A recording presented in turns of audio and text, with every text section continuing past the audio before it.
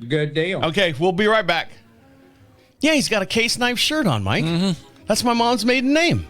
I did not know that. Yeah. Maybe the inheritance will come through. Well, hopefully one day the inheritance will come through, so we'll see. I'm betting they've got it locked up pretty good. Well, then I would be next in line because it's my mom, right? Right. So I'm waiting for that check to come in.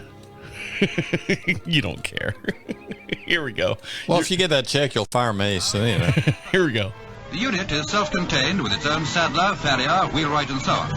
It's a rigorous training dished out who know all there is to know about horses, and it brings results. We take you behind the scenes now to show just some of the interesting aspects of this training.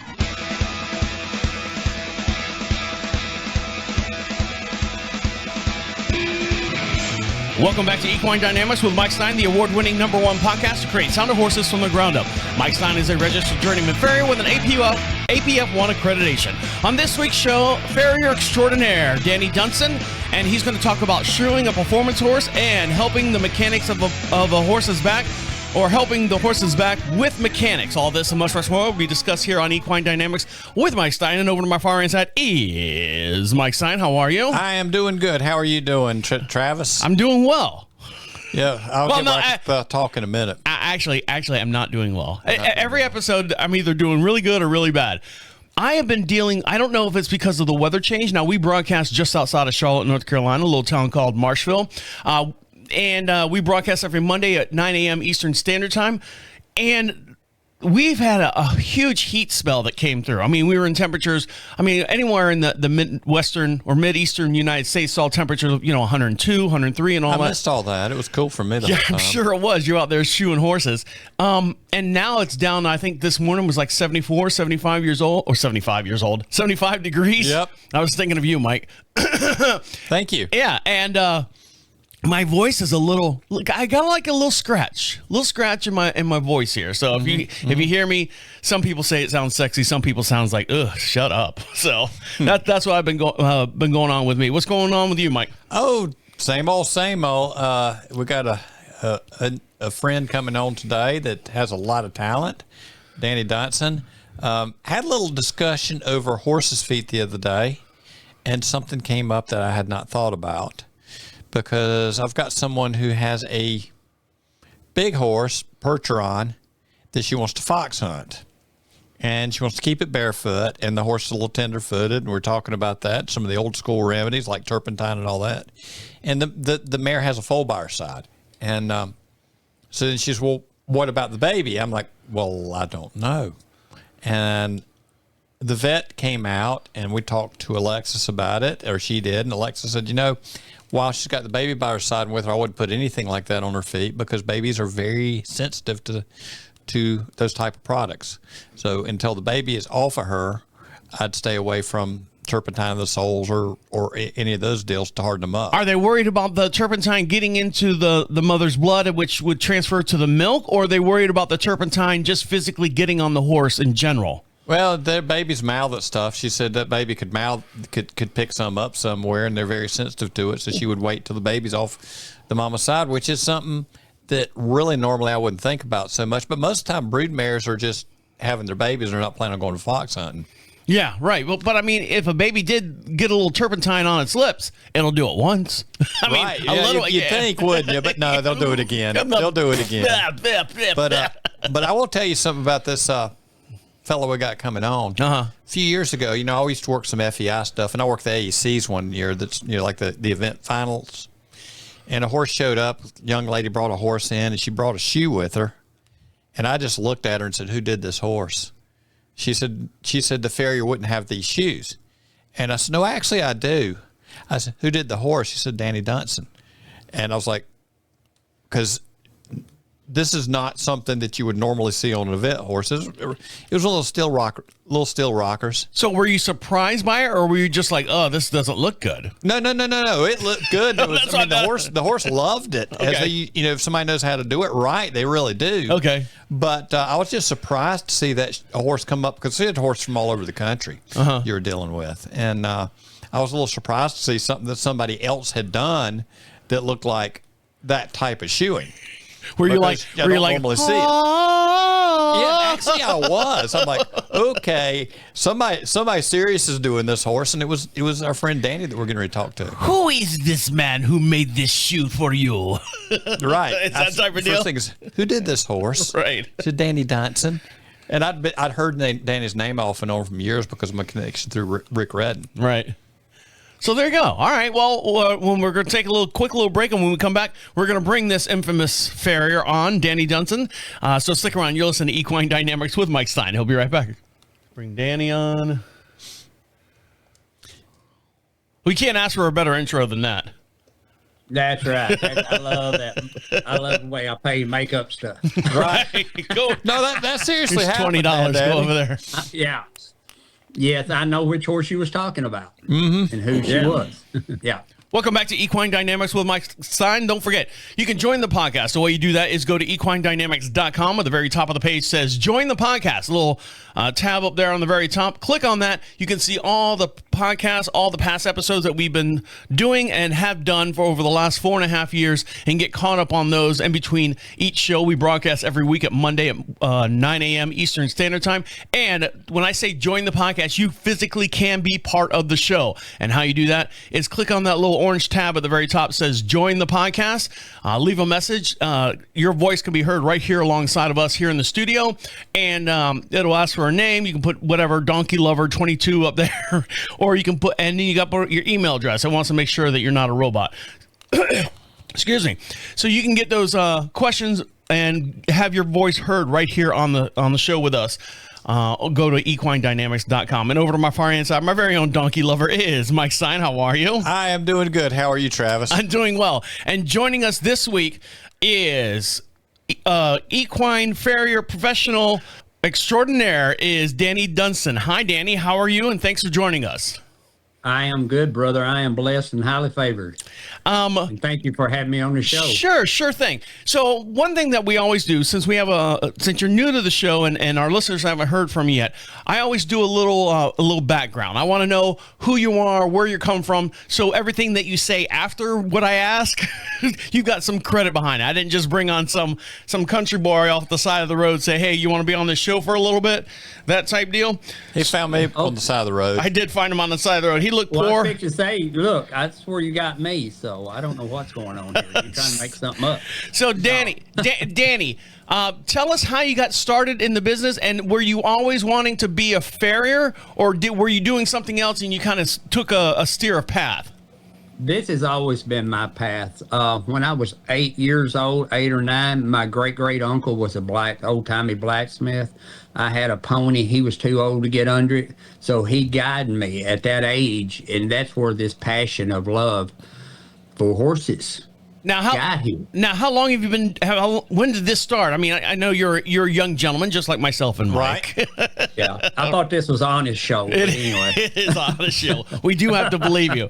Yeah. I mean, about what time frame are you looking at? Because we've talked here on the show that there's a period of time in our history, in the equine history, where we lost communication.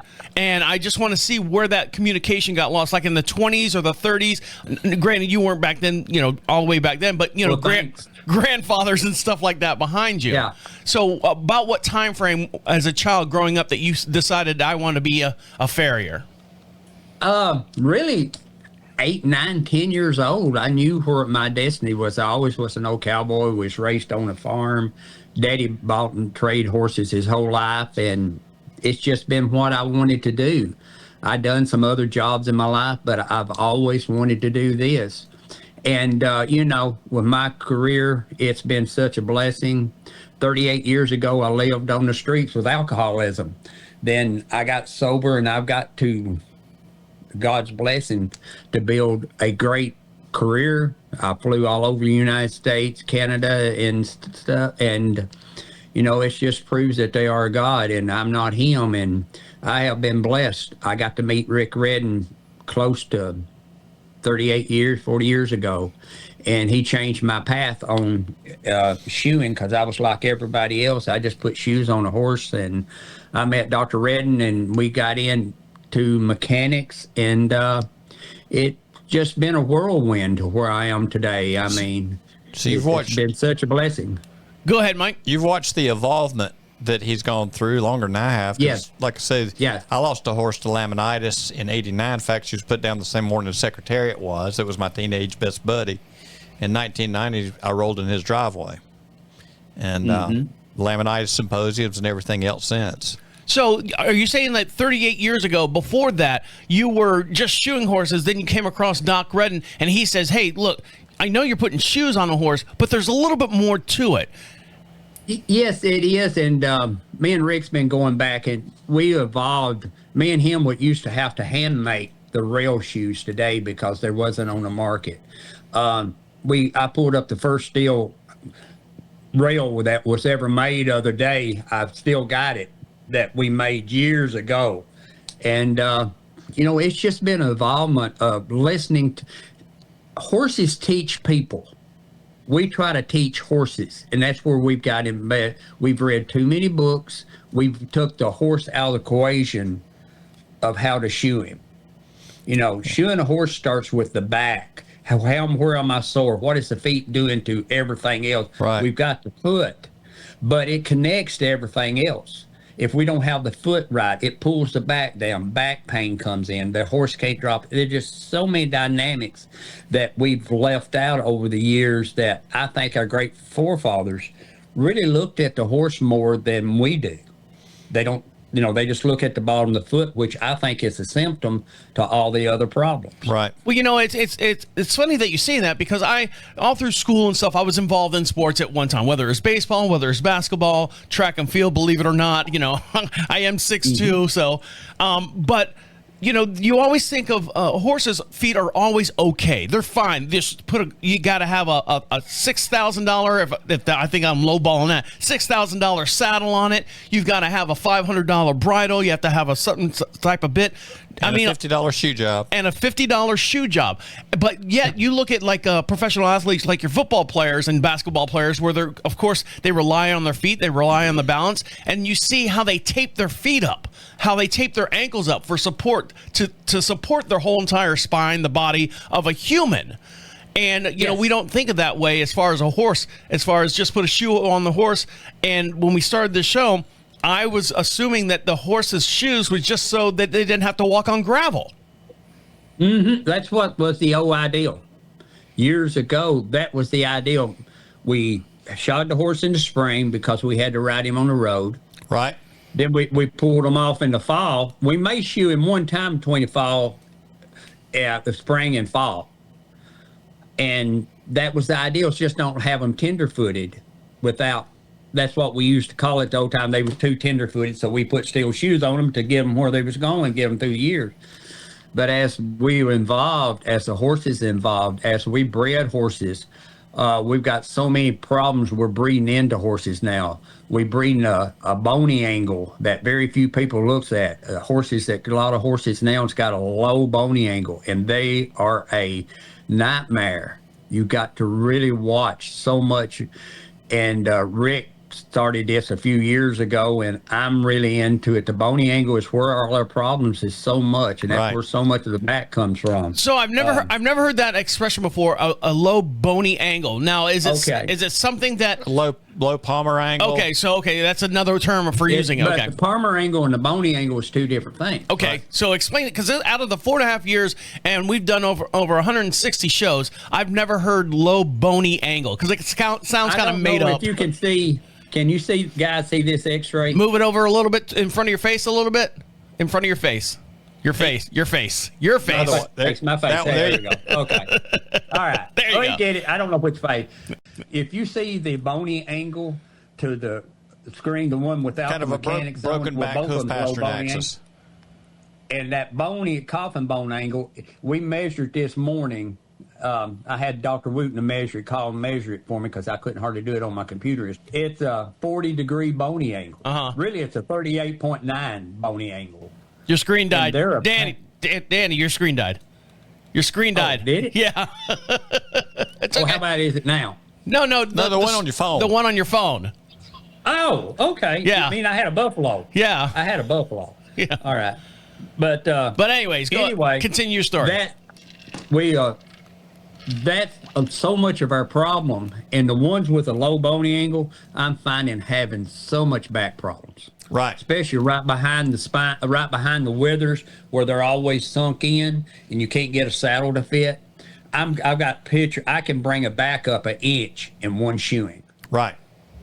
and it's all because of this. And the pain totally leaves in one time. Then we get to the back feet, but right behind the saddle, we call for a lot of times it's a saddle thing that they always say the saddle don't fit. It's hurting their back. It's a back foot problem. Right. Now, Their muscles and nerves, it touches them and starts pulling in the back. So now, just to get a little bit more on your background, did you ever attend like a university outside of Doc Redden? Not Doc Redden was a university, but did you like study more into the horses, or was it Doc Redden continuing education, your horse community, and all that stuff was your education? I'm probably the unqualified person in the world to talk. No, I have not ninth grade education. No education. Everything has been a God thing. When I sobered up, I asked God to let me help his horses not to hurt them. And it's been a path, man. I read horses different. It's a spiritual thing. I look at horses totally different than a lot of people. I try to make them like they come out of their mama. If you can get a horse when they come out of their mama, he's the best he's ever going to be. He may not be a Grand Prix horse, but he's going to be the best he ever be. What we make horses so bad, we try to make them better than what they are. All right, we're going to take a quick little break, and we're going to discuss shoeing a performance horse, speaking of event horses and all that. So stick around. You're listening to Equine Dynamics with Mike Stine. He'll be right back. Welcome back to Equine Dynamics with Mike Stine.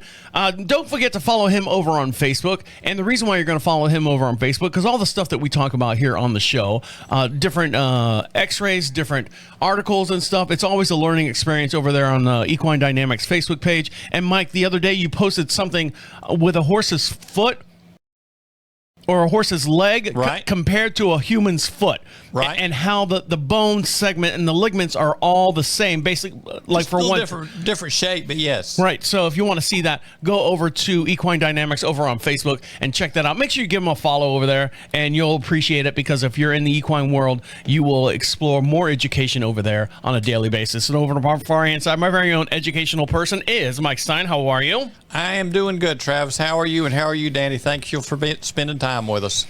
Oh, no problem, my friend. And joining us this week, farrier extraordinaire, Danny Dunson. So you were talking about, you're starting to get into, when you were looking at horses, you want the horses to be like when they came out of the mama. That's the best they're going to be. And then, they might not be an eventing horse, they might not be whatever, but we want to talk about now shoeing a performance horse in the mechanics of shoeing a performance horse, and what you've seen out there and how you approach it. Oh, okay. Well, 80% of the time I have x-rays on the first time I ever see a horse, and I like about every 3 months follow up for the first year. Then we can go every 6 months unless we're having problems. But then I start looking at the horse's back and stuff and deciding which mechanic shoe, how much do I need to put on this horse. Right. And when I'm doing that, every horse is, and every foot is different. I may have more mechanics on one side than I do the other side. And the key with shoeing with mechanics, always have your belly, especially when we're talking about the low bony angle horse, right under the coffin bone. If it's a little bit back or a little bit forward, it don't work as well. I mean, it has to be almost perfect under the coffin bone, under the tip and under the wings. If you don't, you get rocking back a little bit, or you'll get them standing on their toe a little bit. Right. Then when I shoe one, I always open my toe up from the front of the shoe to the toe. Between them two, I leave an air gap, because if you don't, it's always pushing up on the cornet band. And when you push up on the cornet band, when you do a venogram, it shuts the water flow off. And when I shut the water flow off, I don't get the sole depth like I usually do. And on average, I reset every 4 weeks, and I'm averaging resetting at 25 to 30 millimeters of sole. And you can ask Mike, that's a lot of sole average. That is. That's very good. Most horses average a warm blood with a 5-6 inch foot. If you got 10 to 12 millimeters of sole depth, you got a lot of foot. Right, but that's And- not near enough sole depth for a horse that size.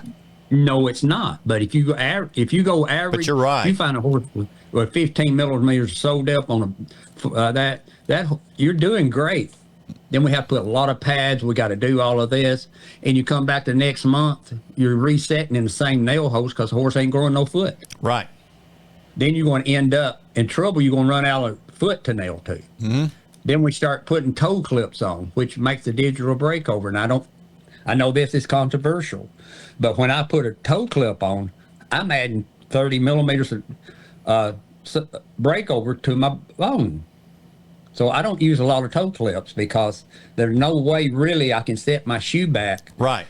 Because I should put my finger at the cornet band, and from there down is where my shoe needs to be. Anything out front of that is opposite what the foot should be. Yeah, you can look at the foot. That's why I've gotten ahead. away from toe clips myself. Yeah.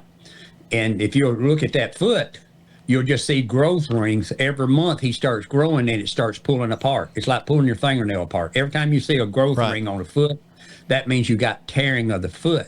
And it's like pulling your fingernail apart. Every month it grows a little bit. Just keep pulling it. Just keep pulling it. And so if you go back, line your bones up, take the pressure off the bones. Reason we have so many, to me, and all this is my experience, suspensories, deep flexors, and everything, because we're loading them, not loading the bony column. The bone's supposed to take the load. The tendons is supposed to help guide the foot. Right. And when you put a toe out there, you're loading your suspensories, and then your deep flexor gets tear or your check gets tore. It's cause of load bearing. And a horse will take a wrong step every once in a while. You'll have them every once in a while. But on the average, when you see a deep tore or a check, it's on the club foot. Right. And when you see a suspensory, it's on the down foot. Right. Now, where are you located, Danny? Where are you located at? I live in Sparta, Tennessee. Okay. And what type of horses are you seeing, or what type of horses do you do? What kind of do you do dressage? Do you do event? Do you do jumpers? I do dressage, I do jumpers, I do hunters, and I do event horses. Okay, so you do the gambit of it.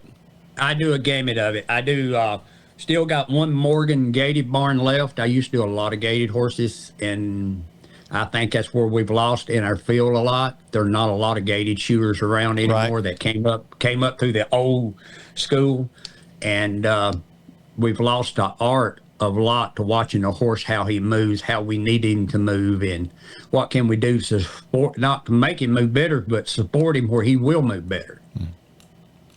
Right. And, yeah. Go ahead, Mike. I will say that, I bounced around a lot of different places, followed a lot of different rabbit trails, and I did get to spend some time with a good gated horse shoer, and I learned a lot that plays into what I do right now, even though I'm not working on gated horses. All right, we're going to take a quick little break, and when we come back, we're going to discuss a little bit more about helping the back of a horse via Danny Dunson style. So stick around. You're listening to Equine Dynamics with Mike Stine. He'll be right back. Welcome back to Equine Dynamics with Mike Stine. If you don't want to go on the air, that's fine. A lot of people are shy. Danny's not shy, and we know that for now. But if you want to get on the program and ask Mike Stine a question, the way you do that is go to equinedynamics.com. At the top of the page says Contact Us. Fill out that little form. Physically type your question in there. Make sure you put a return address. We'll send you out some free swag, some magnets, some stickers from the show. Do that, and your voice, or actually your email, will be read here on the show, and we'll answer your question on the air. Just go to equinedynamics.com. At the top of the page says Contacts. Fill that out, and we'll answer your question on the air. And over to my far right side, my very own question and answer guy is Mike Stine. How are you? I am doing good. How are you? I'm doing well, and joining us this week, a very, very magical man, Danny Dunson, who's an executive farrier. Right. I'm going to call him executive farrier because he knows it all. And he works a lot with our friend Mark that we had on a little while back, right? Oh, awesome. Danny, thank you for joining us. Thank you, sir. Glad to be here. So we were talking about shoeing a performance horse. Now we're going to talk about helping the back and what you're seeing in the areas that in the fields around you that you've come across in your expertise.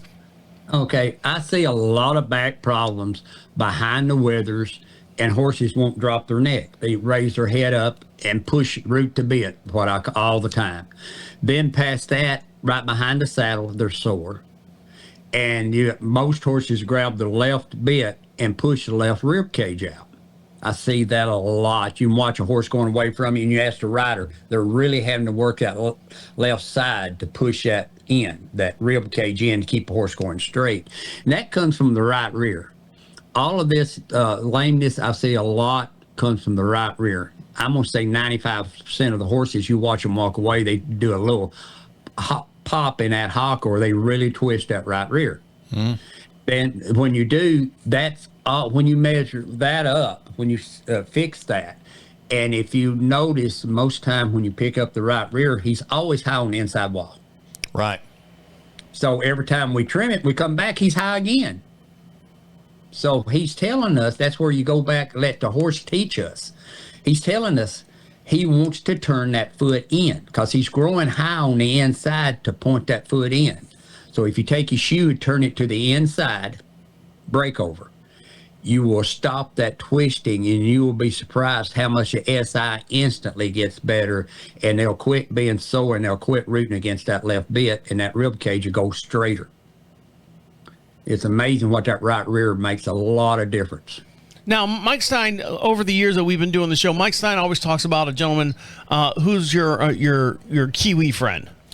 Ray Morris, and who's a massage therapist and saddle fitter that was totally blind that I teamed up with. So have you worked alongside with a massage therapist, to feel a horse, even though, Ray Morris was blind, but to feel a horse, do you have that kind of knowledge as far as, feeling, all right, this feels a little low, this feels a little high, the upper body mechanics, putting your physical hands on a horse? Have you worked alongside with people? Tell us a little bit about that background.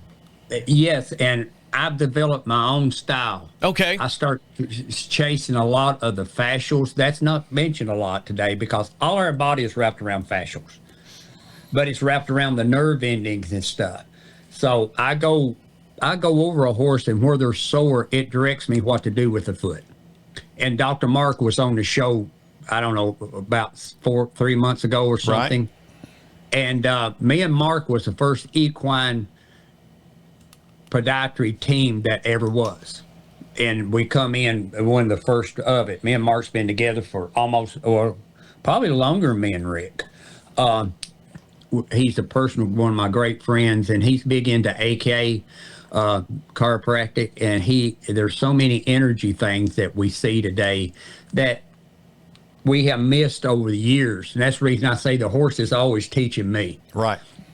We use a set-aside prayer and a 12-step program I'm in, let all my old ideals go away and let me have an open mind. And I try to use that on every horse, to have an open mind of what's going on. Maybe they need to have a 12-step program for just old farriers getting into new, trying to get rid of their old. I do, yeah. That's a good idea. I may try. We got over 300-something 12-step programs. We may need to add that one. That'd be a good deal. Yeah, because there's a lot of, and I've talked to other farriers outside of the show here. Physically one-on-one talk to them, and there's a lot of salty dogs out there and go, well, my grandfather did it this way, and I do it this way, and I'm not going to change type deal. Well, sometimes you need to say, that's a problem. That's an issue. If you're not going to change, you need a 12-step program. Go ahead, Mike. Well, I tell you, talking about that, I've had people ask me, when you go back on horses, how do you remember exactly what you did last time? There was a time when I tried that and it didn't work. I used to ask Mike all the time. I'm like going, Mike, when you did this last time, what did you? And Mike would go, I don't know. I don't try to remember anything. I'm better off if I go to that horse that day and take a look that day at that horse, see what that horse is trying to tell me. That's right. And there's just so much there, that we get locked. I shared on Friends of Rick. You got to go through his class, be on Students of Rick. I had got a horse, a Grand Prix horse, that just was very much always had problems, had a low boney angle like the one I just showed you, and I got him in mega rails. I don't know if you've seen that, Mike, or not. I've got the mega rails, but I've not seen the one you're talking about. I've got the minor rails. He's jumping like he's never seen before, and they say they can't jump in these shoes. I got horses in New York right now at the big show jumping in his shoes. I've got horses all over. We're so narrow-minded, and old ideals keeps us locked into not being able. Well, if you look at it, my first truck was a 68 pickup. Right. It didn't Mine have was power too, steering. actually. Must It have was been a there was no air sale. conditioning. There was nothing. Okay, and what do we drive now? And if you look at most farriers, they drive the most modern things they are, but they can't get out of the old style shoeing. Right.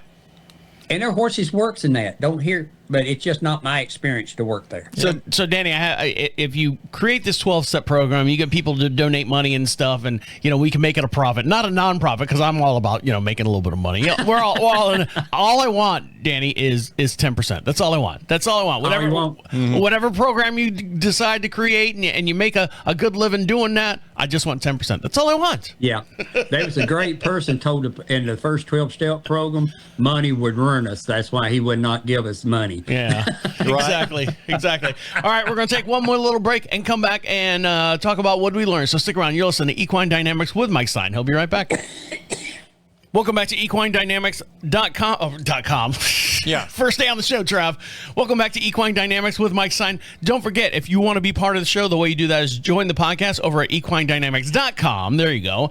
At the top of the page says join the podcast. Your voice can be heard right alongside of us. We broadcast every Monday morning at 9 a.m. Eastern Standard Time, but you can get your voice in 7 days a week, and we'll play it on the very next podcast. We broadcast at 9 a.m., so get your voice in now, and make sure you follow Mike Stine over on Facebook. And over on my far right side, my very own social media artist is Mike Stine. How are you? I'm doing okay. How are you, Travis? And thank you for being with us, Danny.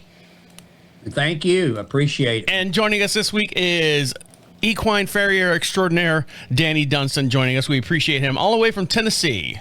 What do you call it? Where's the town? Where are you at? Spatula, Tennessee? Sparta. Oh, Sparta. I was so close. Yeah, some of us are slower than others. Yes, exactly. I'm almost going backwards. So what did we learn today, Mike? What did we learn today? Since talking to Danny Dunson, the background of how you became a farrier and what got you started in being a farrier. Danny? Yeah. Well, like I say, my passion was 8 and 9 years old. My great-great-uncle, my grandma's uncle, I was fortunate to be around that generation, and I was just blessed that being there, and it put a desire in me when I was 8 or 9. He was too old to do my pony, and I done it. He showed me how to do it with old drawing knife. We didn't have nippers and stuff back then. And it just put a love in me. Then I got to meet Dr. Redden, and it's just been a whirlwind. I don't know how I got here. I'm just glad I got here. I've been along for the ride. And also shoeing performance horses and the mechanics behind that. And do you remember the horse that Mike was talking about in the beginning of the show? Do you remember that horse? Yeah. That had Had some good mechanics on it. Yeah, good mechanics on. Do you remember that horse? Yes, I do, and I still do him today. Well, good deal. And what do we? I don't 18, 19. He still competes. Right. And what did we learn as far as shoeing the horse performance and what you're seeing out there? Well, I'm getting a lot of sole depth. I'm not having suspensory or deep flexor injuries. I don't say I don't have them. I think I had one last year. My backs is so fine. The saddle fitters that come behind me, they say they have to redo the whole saddle because it don't fit anymore. Right. Or I raise the back up so much. They're not used to having backs lift. Yeah, the chiropractors that works behind me, they really don't find anything. Massage therapists, they'll have normal stuff, but it's just how you can relieve the horse by putting him back where he needs to be, not what we think he needs to be. Something we lost years ago, and it come from the gaited horse industry. Nobody looks at a shoulder angle anymore. No. And that's why the horse can't move no more than his shoulder angle. Right. And what I've seen, his shoulder angle and his bone angle, Mike, look at this. When you look at x-rays, they're going to be real close. So when you look at that shoulder angle, not the PA, but the bone angle and shoulder angle is going to be close. And you're not going to get this horse move no better than what that is because he is restricted to that's the way he's made. Right. Go ahead, Mike. You were going to add to that? No, and you people do not look at that. And I think that, like the horse you're talking about, that hoof pastern axis and all that, a fair amount of time is sitting at a steeper angle than the shoulder. And if you get that closer to match, the horse will always do better. And also, you touched a little bit on helping the horse's back, but elaborate a little bit more as far as the mechanics of helping a horse's back and between the saddle fitter and working from the ground up. Okay, well, I work from the top down. Okay, Right. I really work different than anybody else. I look at my pull. I reach behind the withers and touch him about 1.5 inches past the withers down his back. And if he's real sore, I know I've got too much pull. The muscles is pulling and the nerve ending is in spasms pulling on the back. So I have to bring my PA up to his angle. Right. To when I get that released without even looking at x-rays, you're going to be pretty close because you don't have no spasm and nerve endings kicking in to pull because the whole body is wrapped around nerves. Right. And as farriers, I think we're the first responders to the nerve receptors. And there's so many farriers that don't think that there's any tie between the feet and what goes on up top. I mean, it's just absolutely, I don't see. And I was that guy at one time. Don't get me wrong. You and me I know both. where Yeah. I was at. I was at an Olympic rider. I'm not going to mention no name. She brought me this horse. Was down so sore. Every top vet who worked on this horse. I said, I can't help you. I don't know how to do this. And I leaned up against the pole. And the boy's working for me. He still works for me some. A great farrier. And it's so funny. Like God said, won't you try this? When I did, that back released. And that opened this whole thing of really watching the back. I know where I was standing in the whole 9 yards. Sometimes if we just be still and listen, just pay attention, Right. the answer is right in front of us. We just got to look for it. and where can our listeners get a hold of you if they want to get more information from you? You have an email address, Okay. website, or TikTok page? My phone number is 931-260-7624. And it's okay. Every spam person in the world has it, so it don't matter. So I can put it on worksite, Porta John, stuff like that, right? Yeah. Yeah, And my email address is dunsonfarrierservice@yahoo.com. And I'm on Facebook, just Danny Dunson. And you're available for consults and such stuff, is that correct? Yes, sir. Yes. Always. And I love helping people. And only stupid questions, ones you don't ask. And when we were afraid to ask the question because we'll look dumb, that is ego getting in the way. 'Cause Right. we all need to ask questions. You want to talk about your program? Mine? Yeah. Did you want to give a shout out to your program? Oh, without the 12 steps, the 12-step program, I wouldn't be where I'm at today because it's taught me that I'm always when I got something wrong with the horse, it ain't the client, it ain't anything. It's me. It's something I'm missing or it's something I'm trying too hard on. I'm trying to make something that's not there. Right. I just relax. I've been sober now going on 38 years, and for the grace of God, I'm here, and that's where I'm at. I'm not a real high-educated man, and if you don't believe in a God, just look at me because I ain't supposed to be where I'm at. High education doesn't always mean anything. Sometimes you got to learn how to work That's around right. things, right? Do you think horses? That's right. Do you think horses? When you came out of saying that I'm not, I'm going to be sober now. Do you think horses saved your life? Outside of God, no, God did. Yeah, that's what I did. meant. Outside of God and everything, I mean, it gave you a Well, purpose. it's been my desire. I mean, I'm an old country boy, and I just love my animals. I got a farm. I raise beef cattle. I've just got such a balanced life. Me and my wife were standing out on the back porch looking at the farm.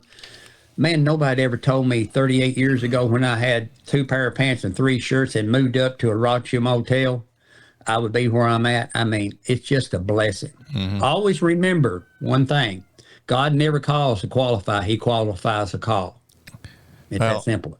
I'll tell Danny, and I've told a lot of people this. I used to wouldn't tell anybody, but a horse got me through the worst of my teenage years, and I was shoeing horses, and she taught me that I needed to learn a lot, and she sent me on a mission, and that's when first time I went in Doc's driveway.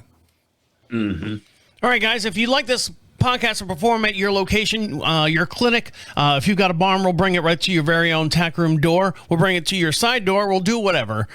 Just let us know. Go to equinedynamics.com. We can perform this clinic, this podcast right at your location. Just fill out that little form. The weather's cooling off, so we are available in some areas, so make sure you fill that out and get us on your schedule right now. On behalf of Mike Stine over there. Have a good day. Have fun with your ponies, and thank you, Danny. And we appreciate Danny Dunson, a farrier extraordinaire, for being on the program with us this week. Yeah, Danny has made me start doing a lot of looking and rethinking of what I do, which you always need to be doing that no matter what. Thank you, sir. Thank you. It's a blessing, and everybody have a blessed day on purpose, and just thank you for letting me be on here. My name is Travis, saying see you next week. Good job, Danny. Did you have a good time? I enjoyed it very much. All of the doggies are in the corral. Well, yeah, All of your work is done. So what's that?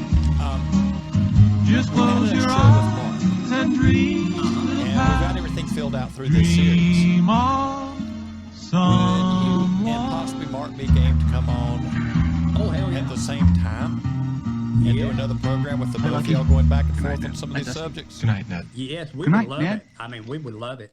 Because y'all work together a lot. Oh, we